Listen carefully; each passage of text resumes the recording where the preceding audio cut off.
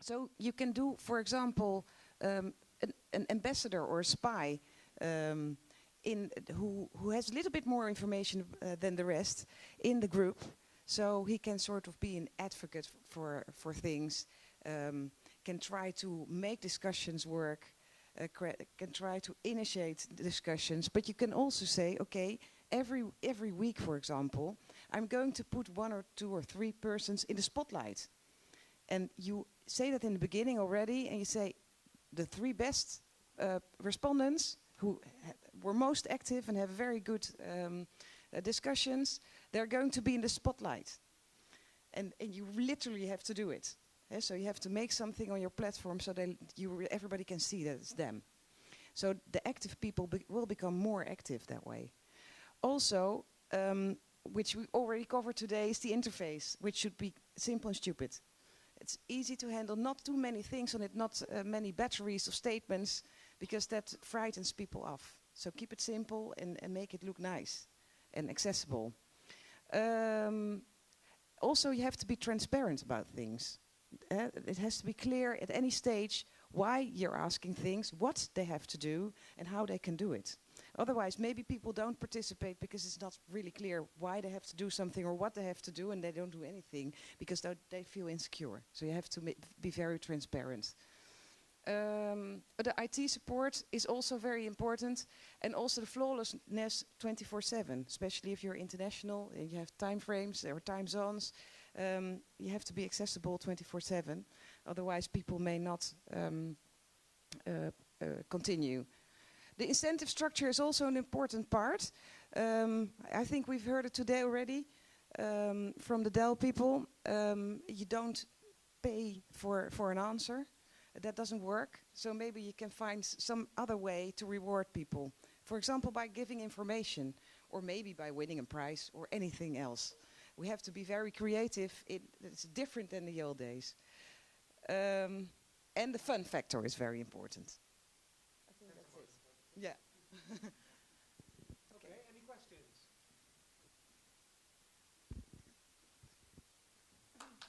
Thank you very much.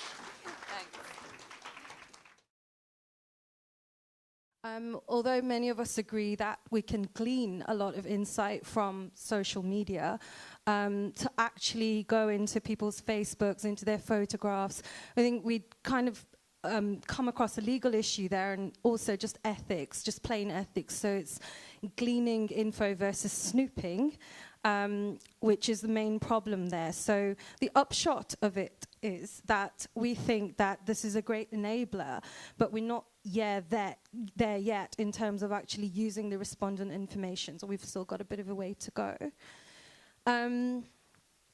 Also, just the point of Facebook, it's so much more of a personal tool, whereas Twitter is more open. So the kind of conversations that you're going to get on Twitter are very different from a tool like Facebook.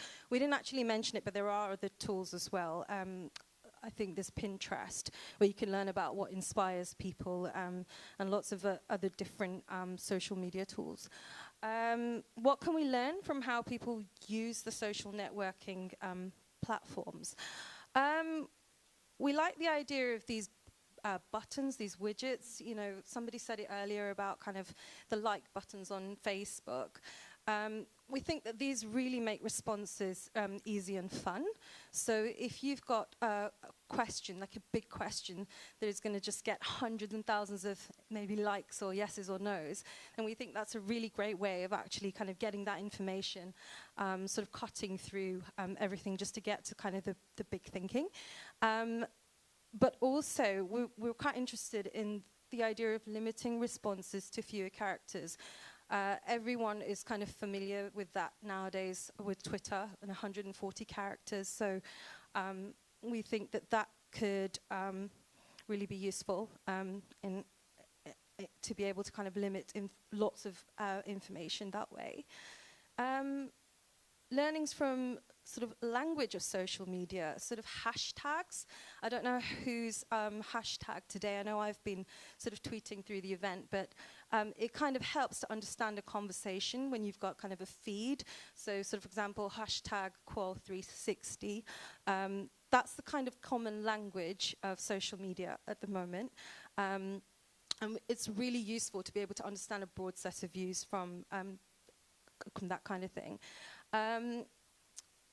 We were talking about capturing big insights from social media, something that you could then build on later.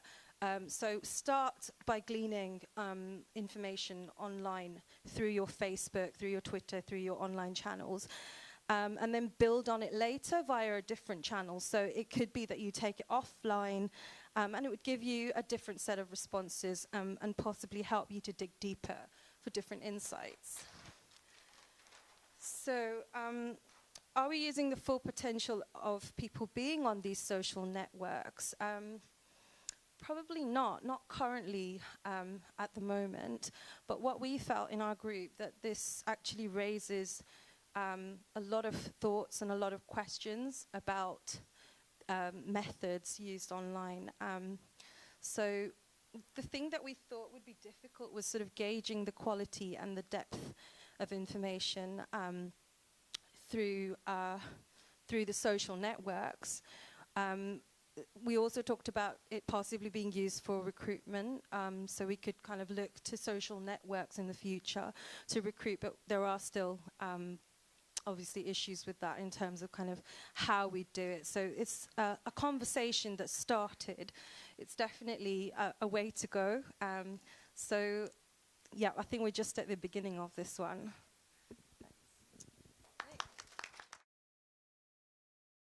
Well, basically, I think, you know, it maybe happened to some of you before. Yep. Oops. When you had a group discussion, you didn't do proper intros, or something went wrong during the intro phase, and then the whole group sort of flunked and sort of went wrong. And I think it's the same online, or we thought it's the same online. You have to do your intros. So some of the stuff that you can do is you can do moderator video intro to, you know, get people to know you as a moderator. Of course, you can have people fill in participant profiles with stuff. You can get them to fill in profile pictures. Doesn't have to be their personal picture, but something that describes them as a person. We also said, well, you probably want to start with an easy, fun, social task to draw people in. Not necessarily your biggest question, but something that is interesting and fun to your participants, so they can just see that they're in this together with other people. And then, well, basically the third one here applies to them all. We thought the biggest challenge, or how to get people into sharing mode, is basically task design. That is the fundamental challenge. That is how you can crack this. Again, sort of our fourth point here, you don't want to start with the big discussion tasks, you know. Don't get them on the first day into a big forum discussion where they discuss sort of the major issues of your research project. You probably want to start with a couple of more diary-based tasks. Maybe get them to explore whatever issue you're trying to research on their own first, and then maybe after a couple of days go into discussion phase where you say something like, okay, you've been exploring this for yourselves now for a bit of time. Now share some of the stuff and discuss some of the stuff that you found out yourselves. So that might be an option. Another thing that we had was you can split people into subgroups and let them explore particular topics in subgroups and then come back and share.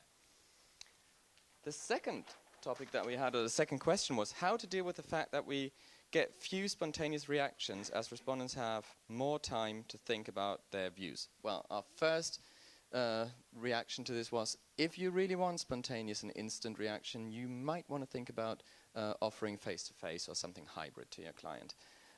Because, you know, group discussions are still fantastic if you want spontaneous, intuitive feedback, observe people's body language, and so on and so forth. So there's still a lot to be said about group discussion in that respect. Secondly, if you want people to be spontaneous online, well, get them to do stuff. You know, get them maybe do something rather with the mobile app. A lot of software nowadays offers you the option to do something browser-based or via app simultaneously. So you can do different tasks on different interaction media.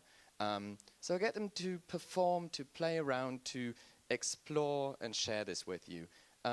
Tell them to, well, do something in the moment, go to a store and report back from the store when they're there with their smartphones.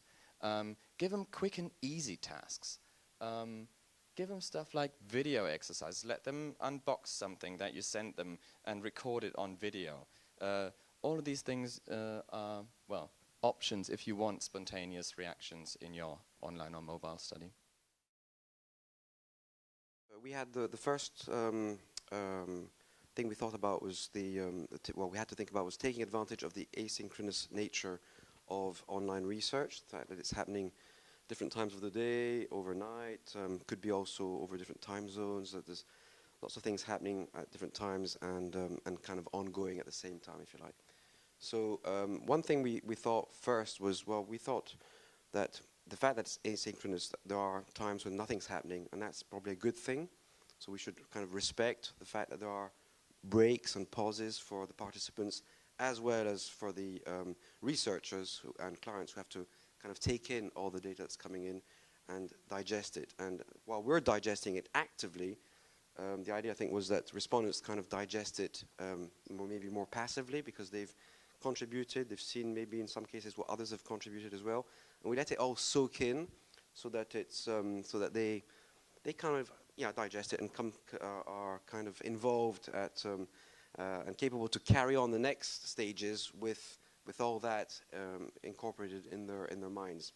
And we thought one way of maybe indeed making a sort of how should I say constructive element of the break, so that it's not just a break where they just cut away and forget everything about it, or go on other things, is to actually ask them to maybe recap the findings when they come back. So we kind of give them the first slot for the next stage of the research after a break, is that they actually begin with giving their feedback and understanding of what's been said and happening and all that. So they kind of feed us back, and they're asked to report back on what their take of it all is. So we're kind of keeping them engaged, and we're also getting their views. And obviously, it's not just their summary views, but they tend to maybe build and summarize and take and move the envelope a bit further. So it could be a win-win situation.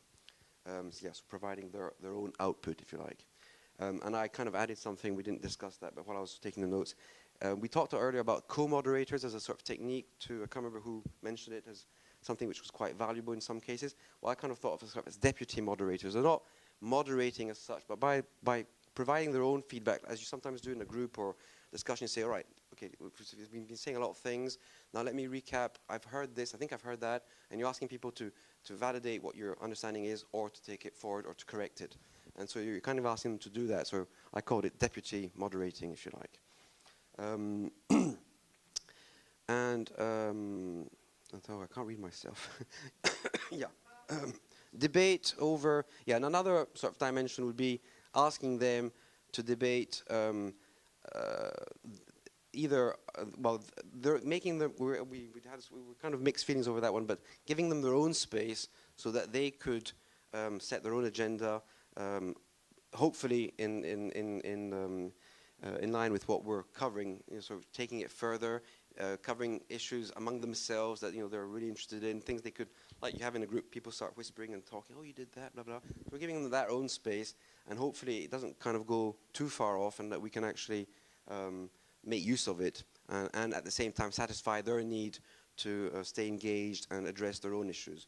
So that was another dimension. The one drawback was that we fear that that might generate a lot more work for us, because we had examples where people really got produced more, I can't remember who it was, but produced more in that own space than they did in the actual official forum, if you like. So it was like, well, it was you, yeah, I think. I built for so many days of analysis and stuff, and then I had a whole other chunk of unplanned things, which was just like an aside, which became the main set of learnings. So I don't know if I forgot anything, or is that just about it for this first dimension? Yeah, and the second one was Well, as we understood it, was there's a lot of use of videos and photos on online forums, groups, or bulletin boards, whatever you call it. And could there be anything else? I think that was the question. So actually, I'll come back to, I'll start with audio and photo, because we did say that maybe one thing we could do to improve or to enrich the findings is to have more better quality feedback in terms of video and photos. So maybe give them some training or some tips as to how to capture video. I suppose the obvious one is not filming someone who's got the sunlight in the back and things like that, but just so that the material that we're looking for is actually more exploitable, better quality, and then can be better inserted in the presentation, which will look nicer, blah blah blah.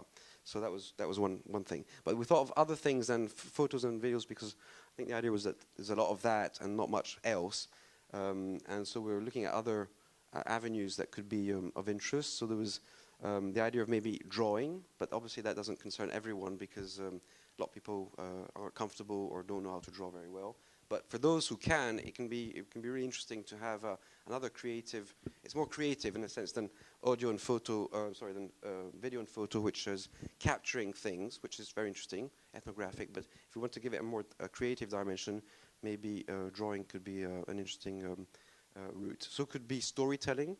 So for those who aren't so good with drawing, but can still use a pencil to write, maybe tell us about a story we could give them some sort of frame for the story, some has to have like a character, a setting, a plot, something. They obviously design that. And what would be interesting, maybe at the end of the story, there's kind of a lesson that they take from the story. So that could be another, maybe a bit more creative thing for them to do. Another idea was also audio responses. So if they, rather than have them write, maybe have them record themselves and provide their answer. And back to what's just been said about the spontaneity, maybe in making audio is and recording their own voice, saying something, although they might obviously have taken notes and try and read out something, but the idea is that they actually are more spontaneous and do it more easily than having to write it. And it's also a change in the type of response. So that was another route. Also asking them to produce social media extracts or screenshots of the interactions they've had on the topic when they're dealing with it with other people, with their friends, or saying, "Oh, I've been doing this on such a topic," and we're talking about mums, and other mums will be talking to other mums, and they could maybe feed that back. So we've already talked about social media, but it's kind of the same vein. But it's kind of a pre-selected thing, so we don't have to go fishing for things. They kind of bring it to us, the interesting bits. A couple here which I need help for because I didn't produce them and I'm not sure I completely understood them. The idea of gaming, I think there's like techniques to well, do you want to take over there for gaming and geolocalization, because I think that was you as well. Okay.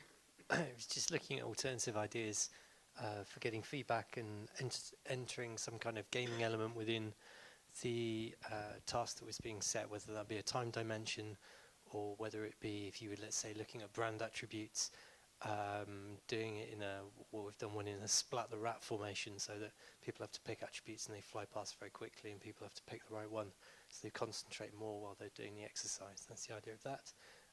And the geolocalization one, I don't know who did that. It's a mystery one. Well, maybe it was Thingamy who left, yeah. But it's the idea that when they're basically asking them to be able to share geolocalization of where they are, their whereabouts. So I suppose that kind of also maybe could tie in with the previous point, which was taking advantage of the asynchronous nature of things. Basically, when they're not online doing things for us, basically where are they, what are they doing, and getting that information and being able to maybe incorporate it in the findings, but also in, hey, we saw that a lot of you were shopping Saturday, and food shopping in the same area. Why was that? What were you shopping about? So we could use that as something that could. And really, it's putting an emphasis on the local team to where, also assuming what global is, that global is not just the US and Europe as well, but really grabbing a good local team and not just having it be a quick subcontract out to a moderator and then getting transcripts back, but really understanding the moderator, the translator, and a local expert, and then also providing them with the outcome that's needed at the end of that. So, and that also ties into independent back translation and justifying the differences. So we especially do this in the quant world. I haven't seen as many people do it in the qual world because the risk of translating wrong is not as big as launching a big quant study. But if you're really interested in what your translation and localization looks like, is having it done by two different people and really understanding what those differences are there. Having a good global view and a team for those findings, that's kind of what all of us get paid for in this room, or a lot of the people, is how do you take that stuff that's so different from different countries and roll it together. In terms of time zones, really just good project management, right? So making sure there's overlap between your team and the moderator's team to do a brief and debrief. And that's also the moderator training and briefing and debriefing in the beginning. So typically we'll want to do it in the mother tongue first. So for us, that's the US. For others, that's been doing it in Sweden or somewhere else. And then going back to, I think Robin mentioned on a global project too, and then going to each moderator, showing them what was done in that country, whether it's a video of in person or whether it was done online, explaining why it was done that way, and then briefing them in detail before the project, and then debriefing after each one. Did I leave anything on? Saved you 3 minutes. Great. Thanks.